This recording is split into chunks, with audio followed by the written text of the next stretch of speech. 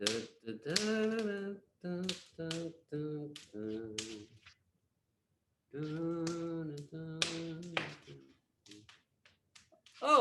hey everybody. Hey, welcome to the December 2020 episode of Fishtrap Fireside. You're in for a memorable one. My name is Mike Midlow. I am the program director here at Fishtrap. Now, Fireside is a monthly series to give Wallowa County writers a chance to read and share their work. And since 2013, more than 90 people have stepped up to podium to share what they've been working on. This month's featured readers are Alvis Bell of Wallowa Lake, Christina de Villier from Lostine, and Kellee Sheehy, who just lives a few blocks over there here in Enterprise. For some of you, maybe you've never had a chance to join a Fishtrap event, or maybe some of you have never heard of Fishtrap until now. Well, Fishtrap is a literary arts and humanities organization in Wallowa County. We're in the northeast corner of the state, homeland of the Nimiipuu, the Nez Perce people. And our office is in this beautiful historic home in the town of Enterprise. I'm in that house right now, and usually it'd be full of friends and neighbors coming to celebrate what their friends have to say. But now we're bringing Fireside to you in your living room. That's cool. Welcome to all of you.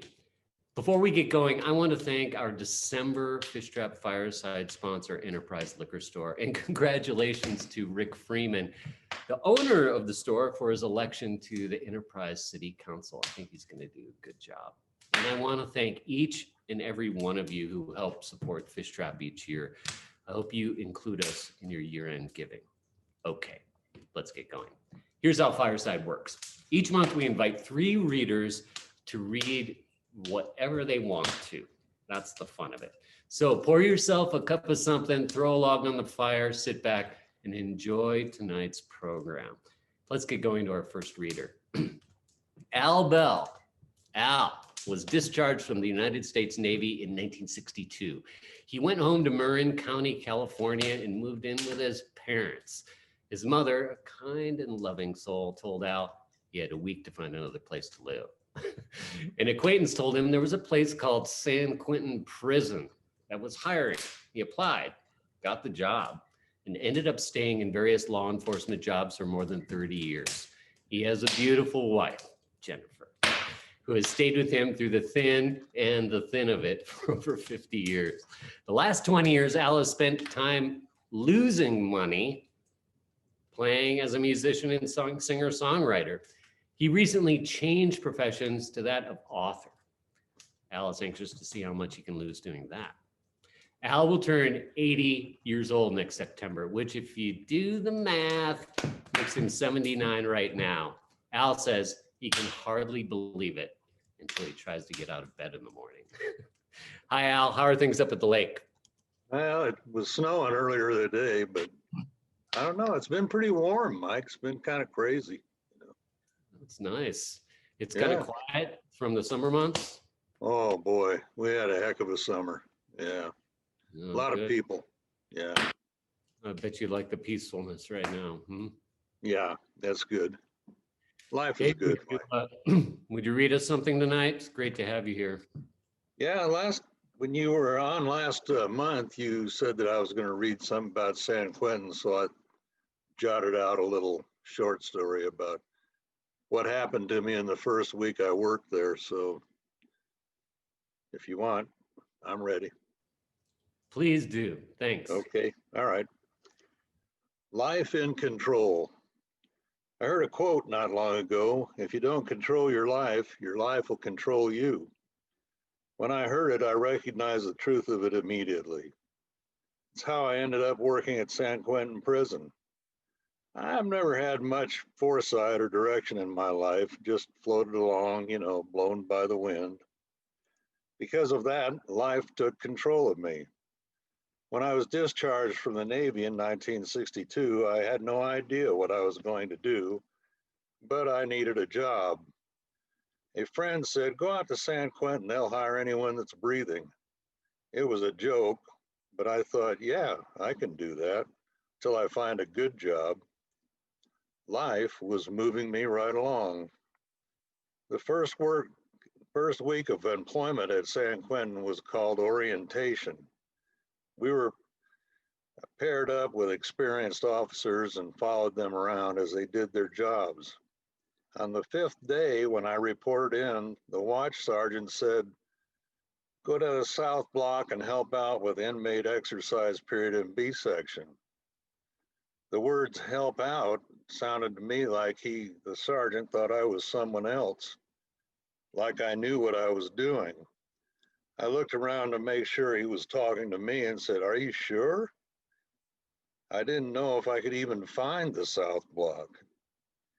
He looked at me and said knowingly, "It's the largest cell block in the world. You can't miss it. You're going to have to go alone one of these days," he said, shuffling some papers and grinning. "Try to look confident. It might help," he chuckled. I thought, sure, easy for you to say. I walked out the door and in through the count gate. The officer running the gate said, "Good luck." I wonder now if he knew something I didn't know. Exercise in B section was not what you think, not jumping jacks and push-ups. It simply meant allowing inmates out of their cells to walk around on the large first floor of the block. A couple of years before I came to work, a highly organized, predatory, and extremely violent group of inmates formed a prison gang. They called themselves the Mexican Mafia, or La M. They had hit Quentin hard and were responsible for many assaults and killings. Because of the high activity of the gang, plus the mundane illegal activity of the other inmates, the regular isolation unit was filled. They were using B section as a sort of isolation annex. It held 250 inmates that were considered hard to handle, or recalcitrant, badasses. When I entered the section, I saw two other new officers. I was only 21 and they were older than me. They had been there maybe a week longer. The three of us huddled by the exit door just in case we had to run and tried to look confident. Suddenly, there was a very loud explosion. Kaboom! You have to consider that I was standing in San Quentin prison and just being there had my nerves on edge. Then factor in that I was locked in the badass section surrounded by badasses. Then tack on the fact that I was totally green and had very little understanding of the job or when I had gotten myself into. I was already overstressed. The exploding noise was so sharp and so unexpected, I literally jumped off the floor, several inches. I mean that, I did. I was looking around wildly to see what had happened when, of all things, it happened again, another explosion. Kaboom! I began looking for cover. Then I finally realized the two blasts had come from the gunman standing above us on the gun walk. He had fired 2 warning shots. Now, from everything I had been told, that was bad. I'd looked out at 100 or so inmates and they were all running away from a central point a little over 100 feet away on the opposite side of the block.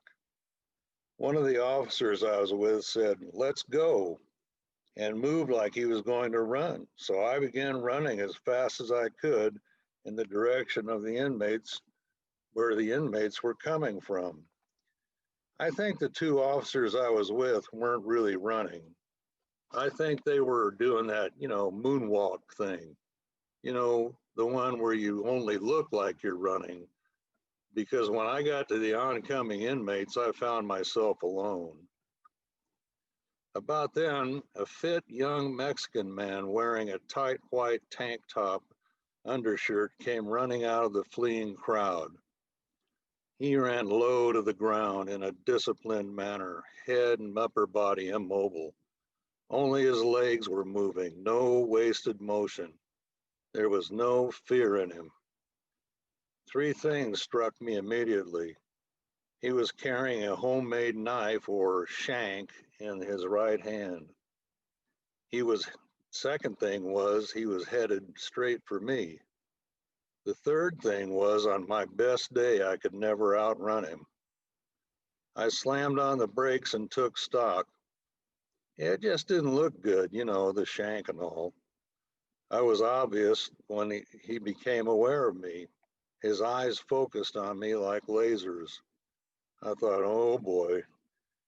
Out of desperation, I got the notion I could knock the knife aside. Maybe if I could knock the knife aside, maybe I could grab him, then maybe even wrestle him to the floor and hold him there until help came. A lot of maybes. I was grasping at straws here. I got my feet set in a wider stance, hunkered down like I'd seen wrestlers do on TV, put my hands up in front of me. Don't ask me. I didn't have a clue what I was doing. When he saw me get set, he took a couple of big steps and jumped up in the air. He threw the knife as hard as he could, underhanded, straight toward the elevated ceiling of the block. It soared high into the air, then slowly hit its zenith. It stopped, hung there a split second, then began tumbling end over end back to the floor. I watched in disbelief as it landed right at the toes of my brown shoes. Reaching down, I retrieved the bloody knife. The Mexican inmate was just a few steps from me, his eyes looking straight ahead. He was as cool as a cucumber. I didn't know what to do, so I said, I think you better come with me. I took him by his arm and he just started walking. More officers arrived. Turned out he was a member of the Mexican mafia. These officers were more experienced, and I handed them the knife and the inmate. Across the tier, 2 inmates were lying on the floor. One was bleeding badly from stab wounds in his side. I walked quickly toward them. Another officer and I got there about the same time. We managed to lift the hardest hit man. He was big and we struggled to carry him. We got to within a few feet of the hospital door when he shuddered and died in our arms. That was my introduction to the very real dangers of working in corrections. Over the next 30-some years, I would face many such situations in both prison and street law enforcement. Life just keeps moving me along. Oh well, I can't complain. So far, so good. Hey, one last word. Please do me a favor, will you? Shop locally this season. Our business owners need our help. Thank you. My goodness, Al. You hold an American history that most of us don't know, and with grace and humor and honor. Thank you for being part of this. All right, you guys, let me hear what you got to say now. All right. Since COVID, folks, Fishtrap has been trying to reinvent how we put on writing workshops and events and conferences. I think we're doing pretty good. Here are a couple things coming up that you might be interested in. On Saturday, December 12th, we're putting on a virtual writing workshop called Writing a Memoir That Reads Like a Novel. How to take your reader along for the ride. It's a workshop with one of our new friends, Karen Ovanen. She's great. You can save your spot at fishtrap.org. And I'm super excited to tell you about this year's Winter Fish Trap. It happens in January. It typically would happen on one weekend in Joseph, but because we're doing it virtually, we're expanding it to be a month of events, exploring the theme of resilience in our lives. Each Saturday in January, we'll look at how resilience plays out in ourselves, in our communities, in our cultures, and in the natural world. We partnered with some great local regional organizations on this. Please go to fishtrap.org and look up Winter Fish Trap. Um, we're super excited about it. I think it's going to be an enlightening conversation that you can do live and on your own. Okay, let's get to our second reader. Christina de Villier lives in Lostine, which is just 7 miles down the road from here, where she gardens, roots, writes, and tries to keep her priorities straight. Yeah. She is a graduate of the Iowa Writers Workshop and has earned fellowships from Tin House, the McIntyre Foundation, and Fishtrap. Her work can be found in About Place, Cold Mountain Review, Basalt, and a bunch of other spots. Here's something that's exciting. Her first book of poems, Long Coordinates, is forthcoming from Lynx House Press. Well, Christina, that's exciting. Tell us a little bit more about the book.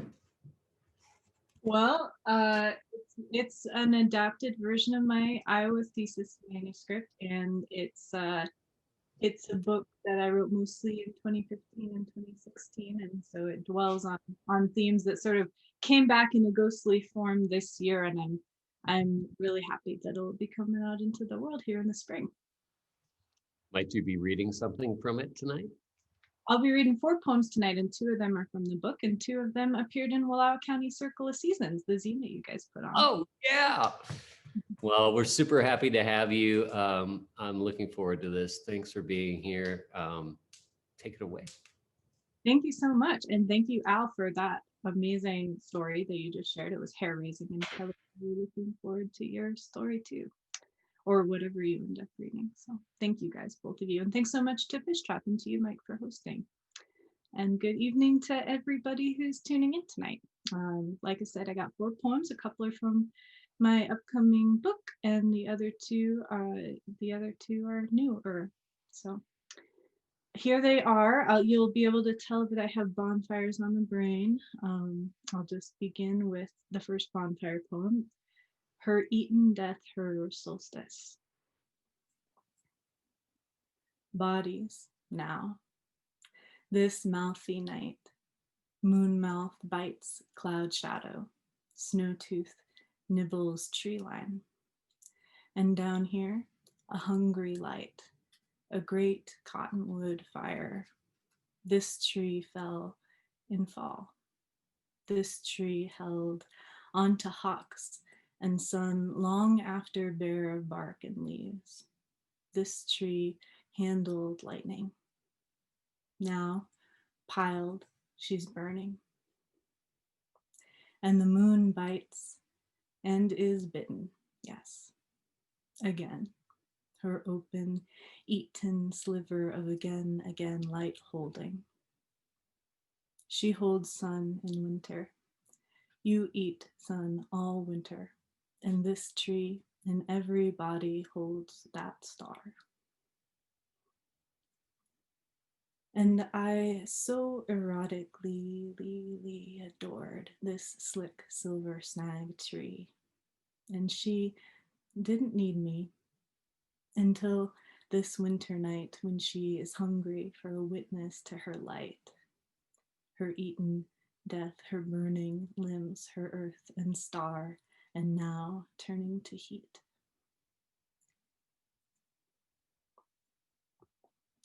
COVID's got me thinking about how we gather safely this winter, so I pray for many bonfires. Please invite me to them. I'll bring wassail or eggnog or some other good thing. Yeah, let's gather safely outside with a big fire. That seems like the appropriate way to spend the winter. So, pelt.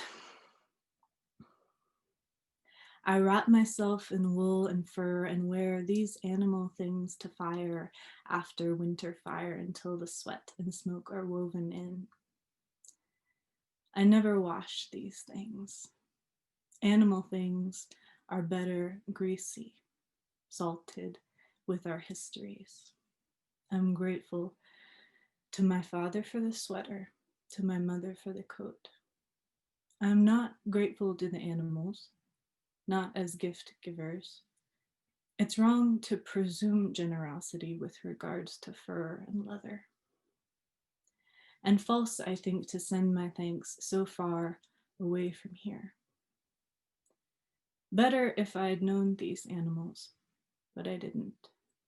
The cuts and wastes are distant. Now don't pretend that you don't also wear this world and eat it, as we must. Your cuts and wastes are somewhere.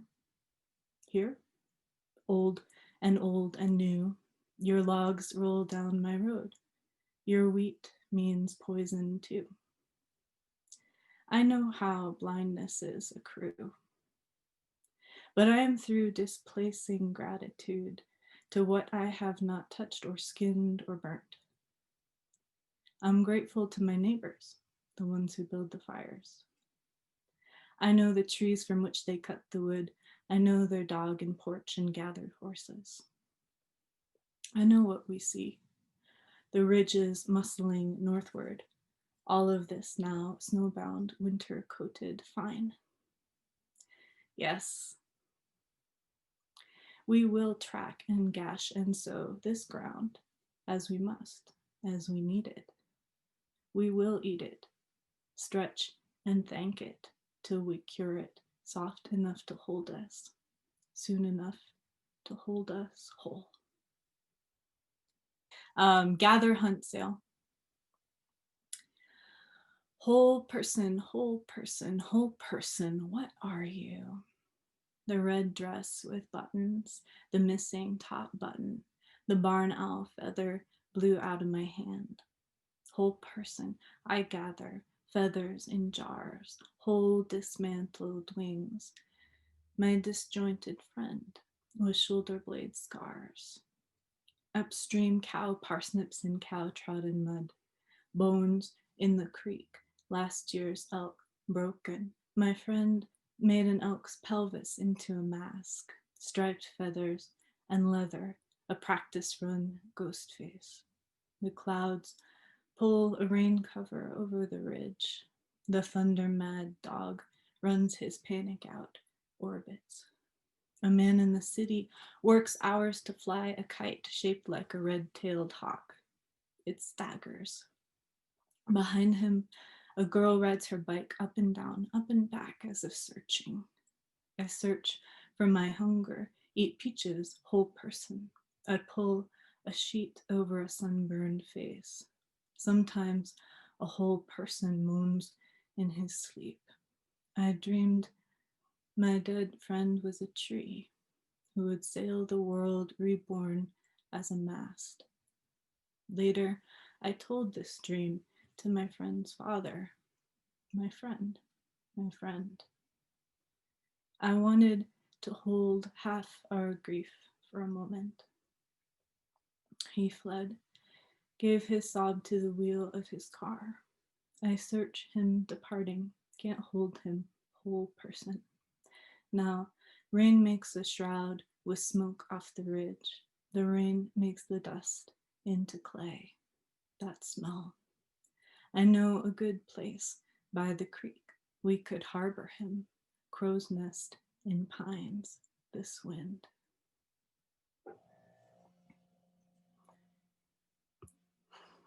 Okay, one more. Held. On a day of many weathers, I ran barefoot following tracks of water in a desert in the palm of a hand. A hawk appeared. I called him and he came. The little birds alarmed called hawk, hawk, hawk. He looked at me, then flew following my tracks, learning my history in his place, the soft, water-wealthy desert with her body colors, clefts, crumbling minerals, yucca, points, paintbrush, gently stroking rain. How do you love a place? The day after the eclipse, I held fast to a body in a body of water in a forest in a furrow between ridges. I was just married, and another man I loved was suddenly dead, and the sun had vanished and reappeared, and the river and my husband held me. That was our Oregon honeymoon. Bodies, orbits, cradled in orbits. And later, I thought I held a planet in my belly, a baby by human by water. Do you know a word for the opposite of lonely? Once at a table in the heartland, a man told me, love is perfect freedom. I said, no, absolutely not. We fetishize freedom. That's why we're so lonely. Love is upholding connection.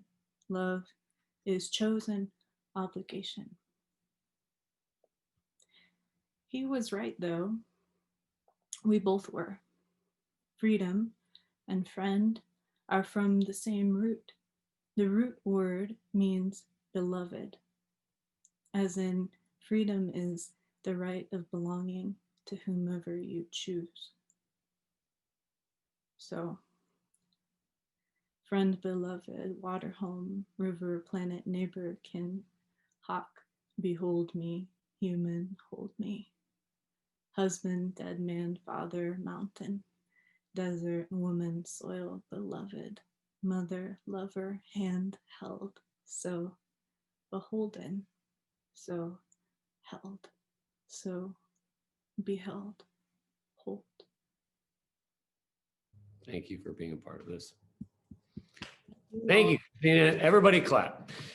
All right, here we go. Christina de Villier is an interesting character here because she was a Fishtrap Fellow in 2016, as have so many accomplished writers and educators since 1990. We are now, Fishtrap, accepting applications for Fishtrap 2021 Summer Fishtrap fellowships and scholarships. If you know somebody who loves to write, if you know somebody who would benefit from the Summer Fishtrap experience, please encourage them to apply for a fellowship or a scholarship. We're accepting applications through December 15. And if you think this Fishtrap Fireside thing enriches your life a little bit, I sort of love it. Think about becoming a fish trapper. What is that? Well, it's a little way to just become a part of who we are for as little as $5 a month. $5. You can get a fish trap bumper sticker. You can get a fish trap journal. You can get discounts to fish trap events and workshops.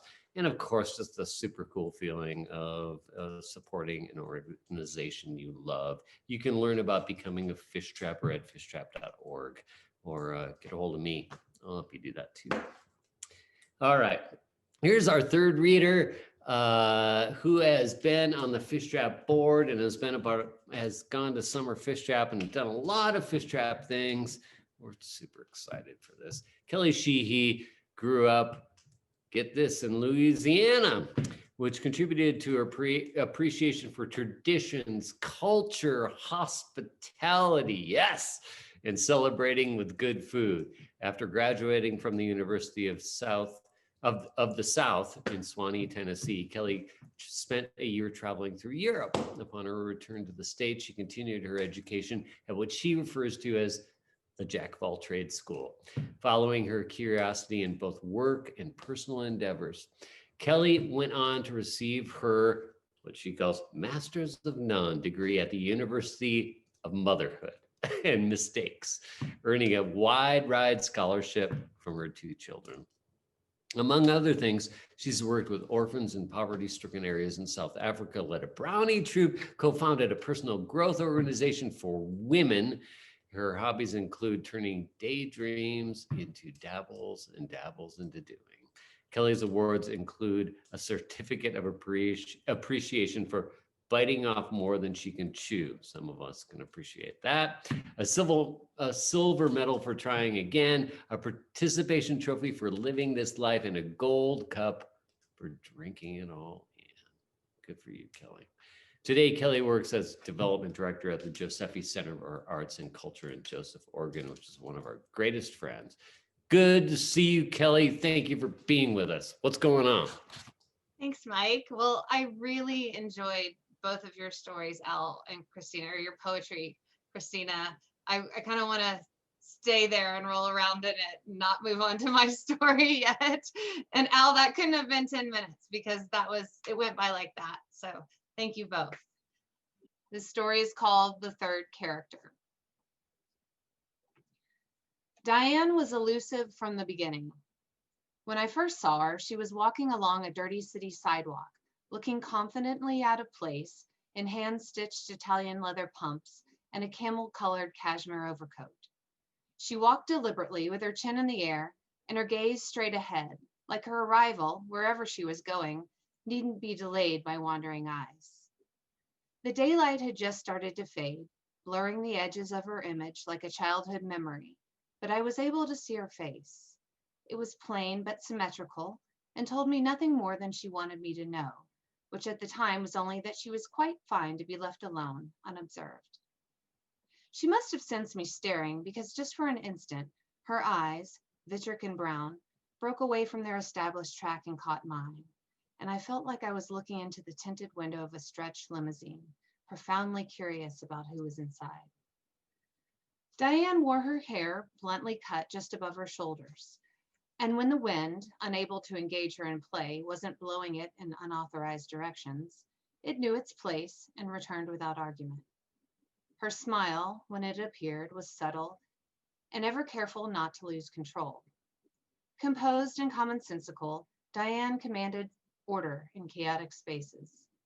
As she walked, her surroundings seemed to anticipate her movements and clamor to assist her.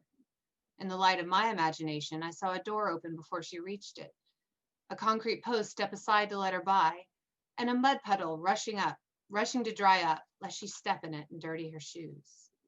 To me, Diane was a vision of disciplined, feminine sophistication, and I was fascinated with her.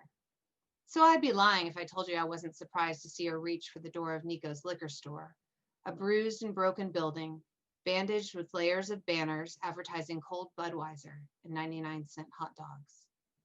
I contemplated walking away. I was concerned that the half-lit neon signs would force me to see her in a harsh light and that I'd end up losing her. But in the end, I couldn't do it. I had to stay and wait and write. After all, she was my first character. Now, Rose was entirely different. When I first saw Rose, she was sitting at her desk in a small, sterile office, drinking reheated coffee from a chipped mug that read Stafford Insurance in white block lettering. She really didn't care for the taste of coffee, but she loved the heat and the feeling of scalding her internal cold, hopeful that one more sip might melt it away. Her tight purple skirt was slightly ripped on the side seam, and the red bra just beneath her thin leopard print blouse admitted more than what's normally considered daytime professional. Rose had wide eyes and dark brown hair that had little respect for the brushes and straight irons used by the other ladies in the office. And on the rare occasion when she didn't restrain it with a hair tie, it flew up toward the ceiling like it was trying to escape from her head. The steady stream of caffeine flowing directly into her small body perpetuated a habit of nervous nail tapping. Against a backdrop of dull gray filing cabinets, her tiny fingers, decorated with bright red nails and gold glittery tips, were like persistent protesters holding up signs that read, "Free Rose, she doesn't belong here." That's what the others said about her too, in cruel whisper sounds just loud enough for her to hear. It was hard for me not to feel embarrassed for Rose, but I liked her anyway. Her fancied up facade was thin like plastic wrap, her vulnerability transparent. She was easy to get to know because she so freely revealed herself in her facial expressions, in her clothing, and in her heroic attempts to rescue her self-worth in the most dangerous of places. Throbbing, swollen feet reminded Rose that the end of the workday was near, and she looked at the clock. 7 minutes till cigarettes. Her lukewarm attitude toward vices like drinking coffee and alcohol was offset by her enthusiasm for smoking. Rose loved smoking. especially because her mother never would. "Have a smoke with me, Ma," she'd say. "Come on. It ain't up to him anymore. It's been 7 years. He ain't never coming back." Her first drag of the day was always dedicated to her mother, a way of reclaiming the life she'd wasted waiting for her father to return. But more than she liked smoking, Rose liked that Nico gave her cigarettes for free. Nico owned the liquor store just around the corner from her office. And every Monday through Friday after 5 o'clock, she and Nico engaged in a friendly game of synergistic exchange. Leaving the store with a pack of cigarettes that she didn't have to pay for meant that Rose won, that she was somebody important, and somebody else thought so too. There wasn't much strategy involved in the game. All she had to do was walk into the store, pretend to be deciding between a Mountain Dew or Coca-Cola, and allow Nico enough time to admire her color. Nico must have loved color. His store was full of it, with backlit bottles and brightly colored packages filling the shelves. To Rose, his store was like the end of the rainbow, with treasure boxes full of promises everywhere, written on packages and paper and plastic. Advil promised to end pain, Red Bull promised energy, and lottery tickets promised to solve everything. Rose believed in all of them. Life had taught her that hope was in the promise, not what happened after. There was no guaranteeing that. She headed to the refrigerated drink area and glanced too obviously over at Nico, breaking one of the rules of the game. But his eyes were occupied. They were following a lady in a camel-colored coat. Rose watched her walk to the counter. "I'll take 5 minis of the Grey Goose," Diane said. Nico nodded eagerly and placed them in a plastic sack one at a time, stalling as he tried to think of something to say. "You must be staying at the new hotel there," he motioned in the direction from which she'd come. Avoiding eye contact, Diane nodded and Simi smiled without really moving her lips. "Yeah, it's nice," he went on. "Brand new. Guess the neighborhood's coming up." Nico laughed too loudly and started to go on, but Diane interrupted him with a subversive thank you, took the plastic bag and dropped 2 20s on the counter. As she stepped outside the door, I heard her inhale, a short, sharp gasp of an inhale, as if she'd been underwater and had surfaced momentarily, preparing to go back under. I followed her, and so did Rose. "Lady!" Rose yelled. Diane kept walking. "Excuse me, lady," she said more loudly. "He forgot to put you..." Rose paused to catch her breath. "He forgot to put one of your nips in the bag." Diane turned around and saw Rose behind her, hunched over, head down, with one hand gripping her thigh and the other holding up a tiny bottle in the air. "Ah, damn it," Rose said. "I broke my heel." And she looked up to see why Diane hadn't taken the bottle from her. "Your ring," Diane said, as if 2 words were hours of discourse. "It's a Clouda. My father gave it to me when I was a kid," Rose told her. "That's why I don't fit my ring finger no more. He left a couple of days after, and I never seen him again." She paused. "But I figure, what the hell? It's 24 carats, she said with a half laugh, as if hardship was just like weather, that she'd learned to stand in comfortably, even when it poured down, without wasting time wanting sun. "It's nice," Diane replied flatly, taking the bottle. She granted Rose a polite thank you and started back towards the hotel. I stared at the back of her coat, waiting for her to turn around, but she kept walking, chin high and deliberate, eager to get back to the controlled surroundings of her hotel room, neat, neutral, and anonymous. "What are you doing?" I yelled, unable to stop myself. "This isn't how it ends. This is where you're supposed to tell Rose that you have the same ring, that Carl gave it to you on your anniversary, just 4 months before cancer took him away from you. You're supposed to tell her that today is your anniversary, and that must mean something. Right here on this dirty sidewalk, you're supposed to throw out all the silly rules you have for yourself, see through your differences, and share a moment with a stranger so you can both stop feeling so lonely. You were supposed to end it this way for me, right here, beautifully wrapped and perfectly contrived. You and Rose, strong-armed into a happy ending." With quivering emotions, I turned my mind's eye back to Rose, who was now holding her broken heel and teeter-tottering up and down, high-heeled or barefoot, back to Nico's shop. Great. Now she's leaving me too. I'm telling you, I would have walked away from both of them right then and there if she hadn't turned around and looked back at me. Not in my direction, but at me. Like she was waiting for something. Like she was waiting for me. That's when I realized that I was the third character. All along, standing unknowingly on a dangerous fault line between reality and fiction, not realizing that if the souls beneath the surface of their characters had collided in a happy ending, that I would have been shaken in half and left in a pile of broken ideas. But they didn't shake me or ruin me. They saved me from forcing them into my version of reality, from seeing them as stagnant and stuck in their sad surroundings, or untouchable ice queens on pedestals, instead of as the best of what they could be, an ever-changing thought in my mind, able to grow, develop, and evolve. Of course, Diane had no choice but to walk away from Rose, because she couldn't know her until I did, when I stopped writing her with judgment and pity. I raced back to Diane and found her in her hotel room, 5 tiny bottles on the floor beside her, unopened. She was still in her coat, holding her clatter ring between her thumb and her forefinger, and crying. Big, heavy, body-shaking crying.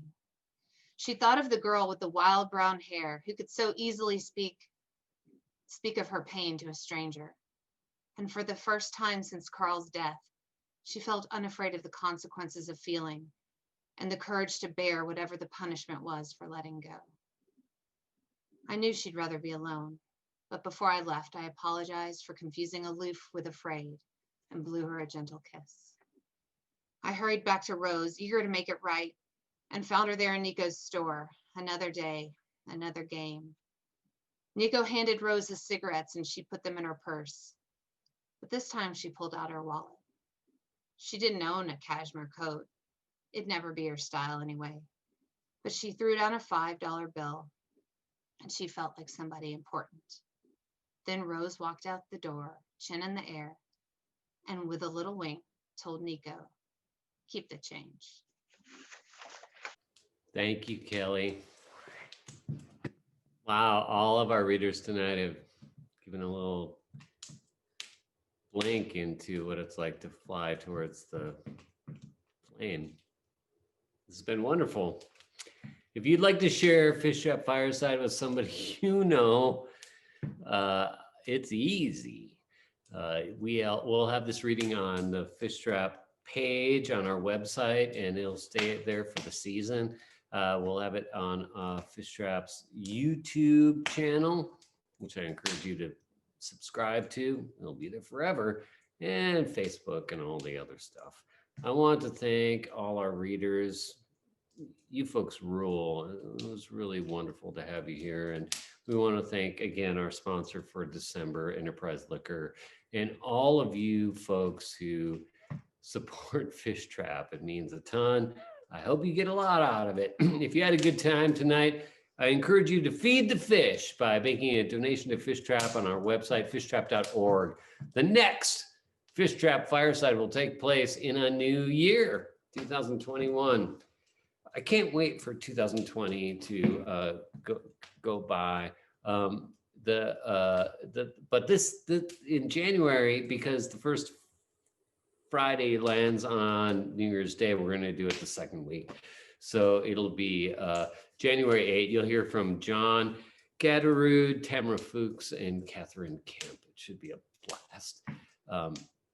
I hope to see you all again next month. Happy holidays to every one of you. It's been such a rough year. Find those big bonfires, find your family, and thanks a lot. Good night.